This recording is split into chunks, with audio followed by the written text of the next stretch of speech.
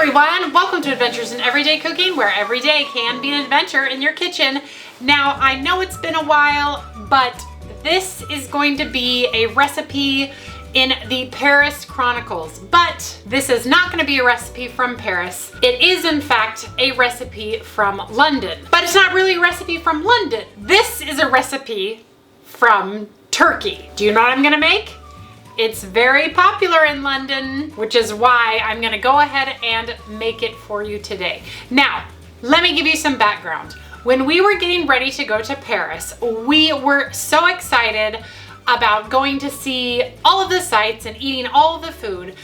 We had some extra time, so we had decided that we were gonna go over to England, London to be exact, and kind of experience some of what that country had to offer us. We have a friend from London, and so we asked him, you know, what thing is a must eat while we are in London? And the first thing and only thing he said, you must find a Döner Kebab. And we were like, what? What is this? Oh, okay. All right, we'll do it. So onward we went. We go to Paris, we eat all the good food there. We go to London. We are enjoying London, the borough market. Everything is absolutely amazing. And we realize we have not found this thing called a Döner Kebab.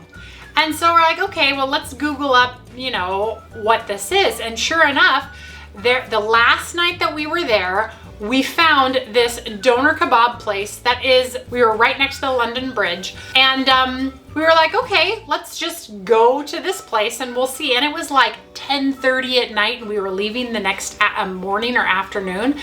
And so really we shouldn't have been eating, but we were like, we have to eat this before we go. So we go in, we tell the guy we've never had this before, and he says, oh, well, I can't wait to make you one.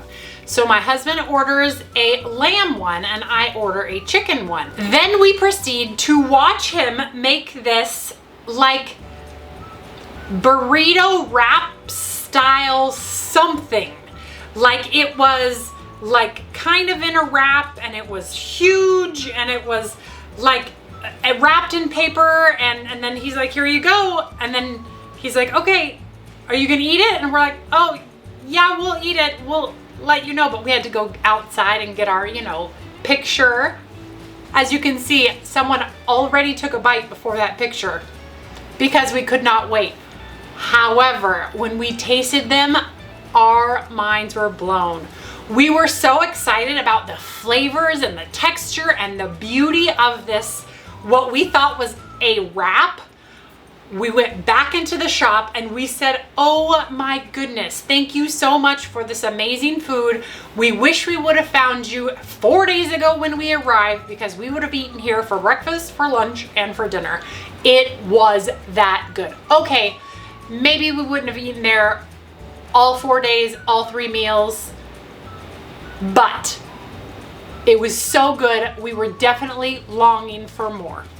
So I have been toying with the idea of actually making one at home. However, there's a lot of steps and you need a rotisserie, but unfortunately, or maybe I should say fortunately, someone already tried a Döner Kebab at home on a rotisserie and it didn't work.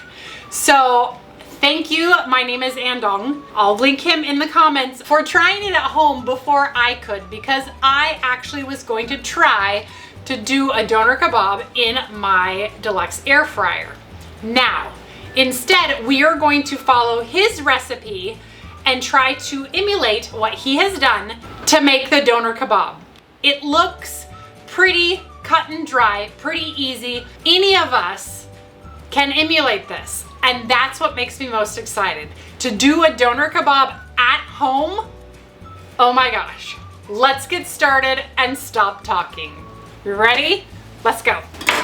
All right, so the first thing that we're gonna need is we are going to need 700 grams of minced meat. Now I am gonna use both ground beef and ground lamb.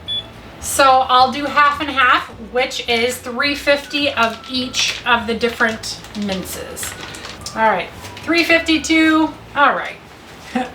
So, all right, let's put in another 350 to equal 700 grams. There we go. Now we have the even amount of beef mince and lamb mince. Now we are gonna dump all of our meat into a food processor. I know, it's already minced. Why would we dump it into a food processor? Haha, because we really need to make it into a paste. Weird, but true. All right, next we need about 400 grams of plain yogurt. So I'm gonna use my scale here and measure out about 400 grams. And that's gonna be about half of this large container. All right, and straight into the food processor, this is going to go. Now we're gonna add all of our spices. Now he asked for paprika and paprika flakes.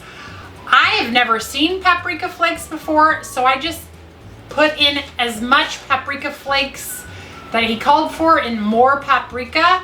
I hope that's right. If it's not, maybe I will find paprika flakes for the future. Knowing that it's Turkish, I wonder if Aleppo pepper flakes would have worked, but for now, we're just gonna go with the paprika. So this is 2 tablespoons of paprika. And now I have salt, rosemary, and oregano, and those quantities will be in the recipe. I'm gonna link it in the comment, but you can get the original recipe on Andong's website. So we'll put that in. And then we have basil, thyme, and marjoram. Am I saying that right? Marjoram? Marjoram? Nah. Either way, there we go. So we're gonna process this until it is a paste. We just want it to be spreadable, kind of like a pate. Okay, so let's get it going. All right, it's been 1 minute and this should be good. All right, next step, preheat your oven to 400 degrees or about 200 Celsius. And we are going to just pour it into our baking dish and kind of like a meatloaf. We're gonna meatloafify this little doner kebab. And this is very paste-like, makes sense. All right, so I'm just gonna kind of form it into a meatloaf shape and hope that when it starts to bake, it doesn't spread out that much, because there's nothing really to bind it together other than the yogurt. So yeah, let's hope. All right, looks like meatloaf to me. Actually, it kind of looks like pink slime. Dude, let me see if I can get in a close-up camera. Yeah, kind of looks like pink slime. That's okay. We know what's in it. I have organic, grass-fed everything. It's not pink slime, I promise. So, there we go. We're gonna bake covered. We need to put some vent holes in it. So I'm gonna use my cake tester and releaser here. And I'm just going to poke a couple of holes in the, and the reason you want to poke the holes is to let out some of that steam. All right, let's get this into the oven for 90 minutes at 400 degrees Fahrenheit or 200 degrees Celsius-ish. And I'll see you back here when it's done. All right, it's been an hour and this looks pretty much done. And when I stick in the instant read thermometer, yeah, this is way done. So it only took an hour and 5 minutes. I probably should have pulled it about an hour or even 45 minutes and check it. So hopefully it's not overdone. All right, now our job is to let this cool completely. You may need to put it in the refrigerator or the freezer real quick to let it really solidify. And this is gonna be key because we want to slice it as thin as possible in just a little while. The other thing we wanna do is we want to drain off all of the fat because we wanna use that at the end. Look at that. Woo! We want to use that when we fry it up again. So I'm gonna go ahead and get this wrapped in some foil. It's pretty solid, so. And into the refrigerator for at least 2 hours, or into the freezer for about 30 minutes. So looking at my timer, I think I'm gonna go ahead and put it in the refrigerator because I think I have some time, because once it's out of the refrigerator, it will only take a couple minutes before it's completely done. All right, now it's time to make the sauce. So we're gonna put some tahini, some mayonnaise, strange combination, I know, some plain yogurt, and then we're just gonna give that a little whisk. And you'll know it's whisked in because your mixture is going to turn the color of your tahini. Now we're gonna add our garlic powder, our sugar, our dill, our oregano, basil. Uh-oh, I put rosemary in this, and you are not supposed to, so I'm just gonna hold, all right, hold on, real life. All right, I'm gonna put in the parsley and the mint, but I'm not gonna put in the rosemary.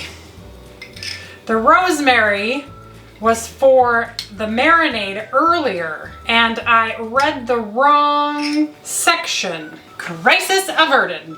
Okay, now we're gonna put in some water and some vinegar. Now we're just gonna give this a good whisk.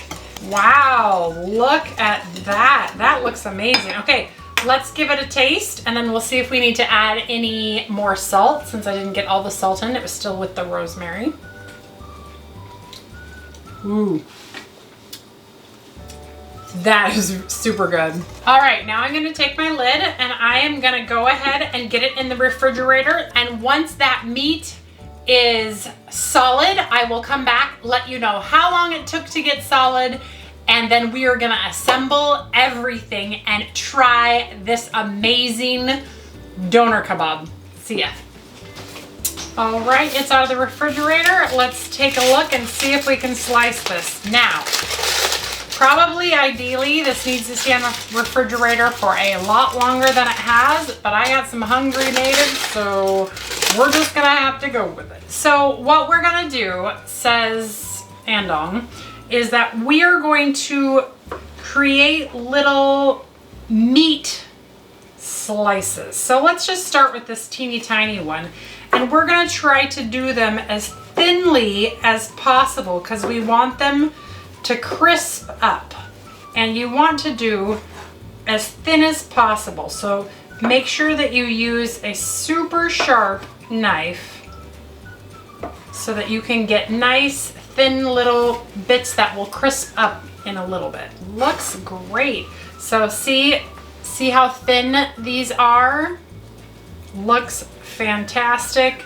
I'm not gonna taste it yet. I want to wait and taste it all together in one sandwich. It's a little FALLY-APARTY. That's a word, FALLY-APARTY. But I'm just gonna assume that's normal because I've never done this before. My stomach is growling. Okay, so I think that's enough meat for my husband and I. So now let's move over here to the skillet. Okay, let's get this started, and we're gonna put it on about 340 degrees and get that nice and hot. And then we're gonna add a little bit of oil, and then we're gonna start frying this so that we get crispy little bits. All right, and when we're sure that oil is hot, we are gonna throw some of this in there.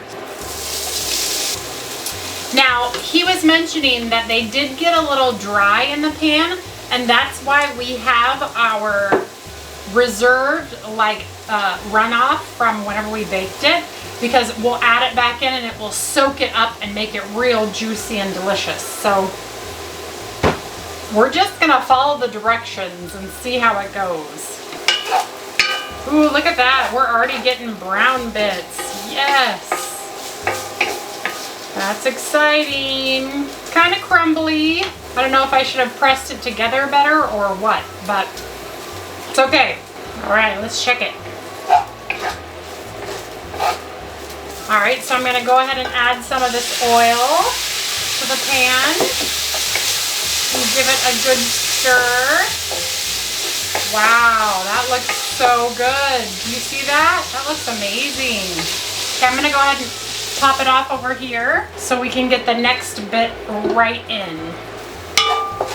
Okay, let's hit it with some of that delicious sauce. And I'm gonna go ahead and turn it off so that we can start putting together the doner kebab. Now, I have less than ideal bread, and I know that, but I'm hoping it will be okay. So, this is a piece of parchment paper, and I am just gonna put my pita pocket right in the middle, and we are going to start stuffing this thing full of all of the deliciousness. So, let's start with a little lettuce. So we'll do a little lettuce, and we will do a little of the cabbage mix. Now, you're just supposed to use red cabbage, but unfortunately our store was out of red cabbage, so I'm going with what I have. Next, we have some red tomatoes. Obviously, they're not green tomatoes, they're just tomatoes. Some cucumbers and plenty of red onion. And now our meat. How exciting. I don't know if it's gonna be good. I don't know if it'll stand up to what we had in London, but dang, that looks fantastic. Let's taste. Oh, okay, that's good. All right, let's hit it with our sauce. I love my sound effects, right? When I watch these videos later and I'm editing them, I'm like, oh my gosh, what a dummy. Like, what a dork. What are you doing? All right, look at this fantastic thing. Let me get up close. Can you see it? Let's see if it will focus on the beautiful, there we go. Okay, here we go. Let's taste.